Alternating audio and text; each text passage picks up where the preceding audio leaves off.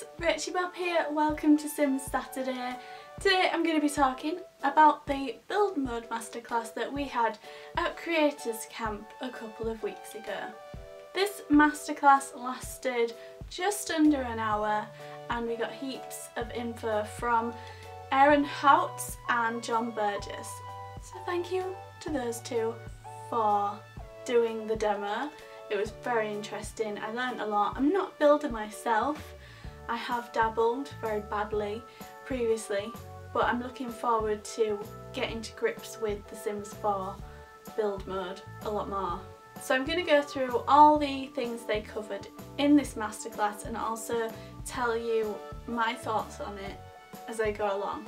So when you actually are in the game, there's a logo at the top of the screen that you can flip between build mode and live mode. You'll see this on my gameplay channel. I've uploaded a whole heap of gameplay for The Sims 4. I'll put a link to the playlist in the description and you can see there the actual user interface, and that will give you more of a feel for how it actually looks. When you first play The Sims 4 it does start off with a tutorial, as does The Sims 3. So make sure when you first play it just to take your time and use the tutorial and take it slowly and enjoy it. If you go to the menu and then click Manage Worlds, you will get the world maps, which will show the two worlds in the top corner, and you can switch between the two, Willow Creek and Oasis Springs. You can click on any lot and go into build mode, whether there's a sim in there or not. The infinity symbol on the bottom, as usual, means everything. They showed us the rooms, they showed us how you could draw walls. We've seen a lot of this stuff in videos that they've put on their channel. If you do draw walls, once they are connected, that will then act as a full room. You can still individually adjust the walls and things, but it will recognise that that is a room now. And you can then pick it up and move it. And also you can stretch it out and rotate it. See that I'm very visual with my hand today. There are a selection of pre-made shapes in the bottom in build mode as well, and you can drag one into the other and it will just delete the part that you've overlaid. So you can have objects by function, and you can actually use a search bar as well. I love that they've put this in. I have a real hard time finding things in The Sims 3, so to have the search function is really cool. And when you start typing it will come up with relevant options which you can either click or just press enter if you see the one you want, and it pulls the list from the catalogue of items in the game. There's also pre-made decks with fences that you can drag onto houses and they will naturally adjust, so even though they're like a full object, when you put it against a wall it will become attached to that wall. It won't then be a full object slammed onto the wall, which means you can wrap it around and it just fits really nicely and adjusts intelligently. You can click on a wall and select it to turn it off, and then when there's a blank area you'll hover over that, which was where the wall was, and you can actually click to turn it back on again, or you can choose to have a fence. If you've already put one of those on your lot, it will sort of give you that as an option, which is very clever. It also previews it before you place it, so you can see what you're doing before it's actually done. You can put your windows on one by one, or you can put them all on at once. There's 3 different window heights and 3 different wall heights. You select the wall and above it comes a few options. One of them is to adjust your wall height. 1, 2, 3. That's exactly what they look like. And the tall windows can only go on the tall walls. That's pretty obvious and necessary. There's also the foundation slider. It is a slider, but it does come in levels and you just slide it up and down and it adjusts to those levels. The window placement is top to bottom. You can place it anywhere top to bottom, and you can switch by room and preview space windows. So in the bottom of build mode there's like 2 different options near the windows, and if you switch to the one that looks like a little room you can then hover over it and it'll show you a placement of all the windows around rather than just one, and then you can place it and then you can move them around individually as needed if you want to. You can't put 2 windows on the same tile. When I say tile it means top to bottom, so you can't put a window there and a window there. It would have to be a window there and a window there if you wanted up and down. But you can place wall decor anywhere.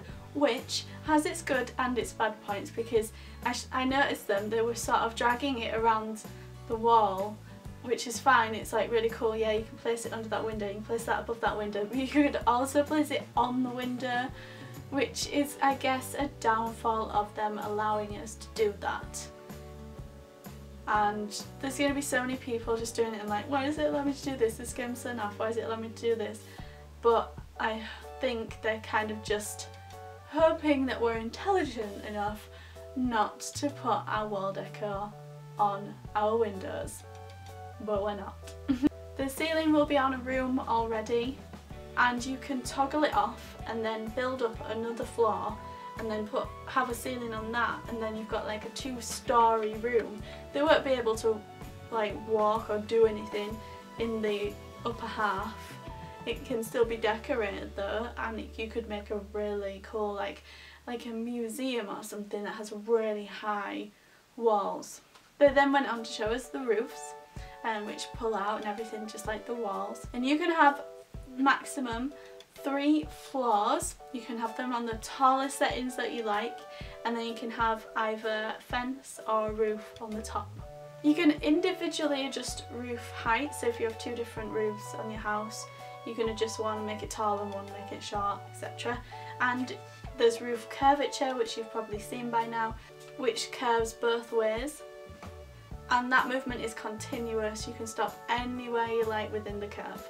And if you hold shift and then drag, you can, say if you've got a bit of overhang on your roof, you can hold shift and drag one side in, or you can just drag. If you just drag, it will automatically do both sides.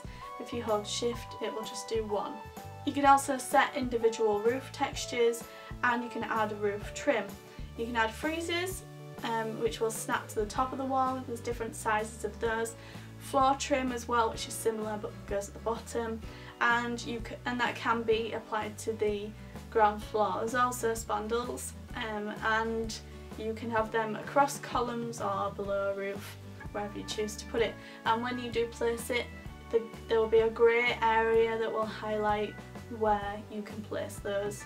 You can place them as a floating object and then add your columns later if you choose to do so.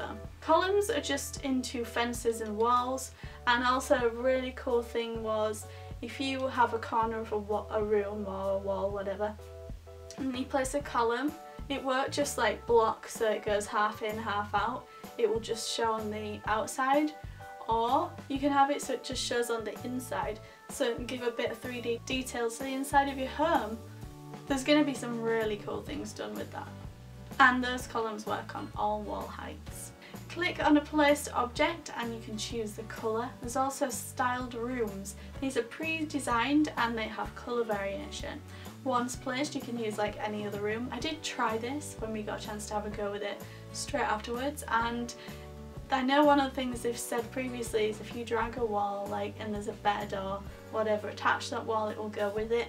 I found it was leaving bits behind. It might be that it's it wasn't like the final build of the game that we played, so it might be that it's a flaw that needs to be ironed out or a little glitch or something, but I just noticed that it didn't always drag things, and I found things being left behind and I had to move them. Not a big deal, but it's not doing what they've said it would do. Once placed, the room can be used like any other room. You can drag a wall and things go with it. Unlimited funds on a lot with no Sims, but if you do have Sims in there, the household will show the funds. And also if you find that you're dragging into things and walls are disappearing and all that, you will be refunded when you go back into live mode. Yellow highlights will show the stuff getting trashed as you drag, and if you do trash furniture as you're dragging, it will just go into your inventory. Styled rooms are interactive, so you can pull pieces out, you don't have to have the full room. And someone asked, will there be more colours of these with the expansions? They couldn't answer that, fair enough, we are just talking about the base game here. And you can filter by style and colour when you're searching for things, and you can share your houses and rooms individually in the gallery. There's a top menu for all the build mode sort of aspects as well as the bottom catalogue, and when you do share your items, you can take a snapshot just like you can in Create a Sim. You also write a description and you put the type of room if it's a room. You save it to your library first, and then it will be accessible in build mode for you to use yourself. You can specify when you upload to the gallery for other people, you can specify the bedrooms and the bathrooms. Just take a bit getting used to all this when you actually do it. You can also make floating rooms should you want to do that.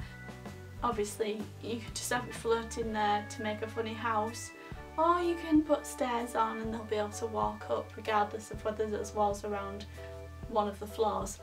The tallest room is 5 tiles high and the smallest room is 3 tiles high. There's standard straight stairs only, there's no L-shaped stairs at the moment, but these stairs will adjust automatically. They did very well actually, put them against a wall outside, and even though it was massive it went down to the foundation height, and you could also adjust them widthways as well. There's no way to customise neighbourhoods at the moment. Stairs won't wrap around corners. The toolbar's at the top, like I said, at the middle, and that's where you'll find your move the whole house tool. So you just move it around the lot depending on how big your lot is. They do not discourage modding was one of the things they said. The lowest setting foundation will mean that the sim doesn't need stairs, and I think the second setting for the foundation was sort of the limit, which was, it did kind of look step height, so it's kind of standard. You'll get a feel for it. They weren't 100% sure on how a sim would route through things, but that's something we'll find out, I guess. You can't adjust the size of the lot boundaries at the moment. If you raise a foundation, it will raise a foundation for everything on that lot. You can't decorate ceilings. You can easily make dormers by using a combination of rooms and roofs. There's no rounded walls, but there are curved fences and foundations. No object limit. Fireplaces and chimneys are not attached, so you can place your chimney over there and your fireplace over here, but your chimney will still puff smoke. You can change the texture and colour on chimneys, and yes, there are cheats. We were given a list of cheats, I think, at the preview event I went to, but we weren't allowed to share them. So I don't know why. I don't know if that's maybe because they haven't finalised them yet or something like that. So I guess we'll see those with time. And they also showed us snapshots, which I think they've shown all of in the Sims videos that they've been putting up recently. Though I think personally the castles look so amazing. I would love to think that I could build one of those. I hope I can. I hope I have the patience to sit and do that. There's also like a maze, which was like the one that Sim Guru Rachel used in a demonstration at Gamescom. That also looked really amazing. Amazing, so I did. And there was like a main temple, spaceship, there was a Star Wars house, there was a tree house, and on the, it wasn't a tree house, but it was like a tree house themed home, and it had all like walkways and things, and on top of some of the floors they had trees, which was really cool. So you can actually place trees on floors. As long as you have like a flat roof, you can place a tree on it. One of the things that was mentioned was that you actually can't change the surroundings. So if you, and this was a point that was made to me by Sim Supply, James at Sim Supply, he said that if you build like a really modern home or something so different that it's not going to match in with the world, and you can't do anything about that, which is unfortunate. Maybe that will be improved in the future, or someone maybe will create a way to do that. I had a go at build mode. I lost patience with it really quickly. I didn't expect to, but I did, and I was sat next to James from the Sim Supply, so he's like builder extraordinaire, and I'm just really naff, so I think I was feeling the pressure, and I kind of just left it and went and found a pre-made house and played for a bit, and then he kind of gave me some encouraging comments and tips, and I kind of thought, maybe I'll go back in and give it a go. So I did, and I made a house, and it was so much more rewarding. The screenshots that I've shared on my Facebook and Twitter and things, the ones when I wasn't playing in the goth household, they were actually in the home I made, and it's so ridiculous. It's such a ridiculous home to everyone else, I'm sure, but I'm really proud of it. It's like a little bungalow with a massive curved roof. Everyone else will laugh at it, but I absolutely love it. It's got all the mismatched chairs that I love. They're really like bright decor. I would live in it. If someone can pick up this game completely fresh, not played it before, and build something amazing, then that means that build mode works, as far as I'm concerned. So let me know your thoughts in the comments about build mode, what you're looking forward to, what you're disappointed about, and I shall be on my way. Oh, and before I go, starting today, I'm doing a video over on the Sims Resource channel.